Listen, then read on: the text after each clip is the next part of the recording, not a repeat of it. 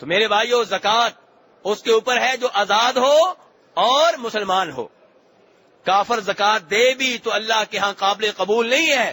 اللہ فرماتے ہیں وما منعهم ان تقبل منهم صدقاتهم الا انهم كفروا بالله وبرسوله ولا يأتون الصلاة الا وهم كسالى ولا ينفقون الا وهم كارهون. یہ آیت بڑے توجہ سے سننے والی ہے. اللہ کہتے ہیں کہ اللہ ان کی زکوٰۃ قبول کیوں نہیں کرتا, ان کا صدقہ قبول کیوں نہیں کرتا؟ فرمایا اس لیے کہ یہ اللہ کے منکر ہیں. پہلا جرم کیا ہے؟ کس کے منکر ہیں؟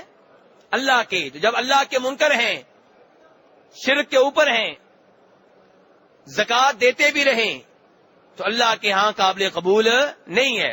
دوسرے نمبر پہ اللہ کے رسول کے منکر ہیں. تو جب اللہ کے رسول کے منکر ہیں, زکوٰۃ دیتے بھی رہیں, صدقہ کرتے بھی رہیں, اللہ کے ہاں قابل قبول نہیں ہے. فرمایا تیسرا جرم یہ ہے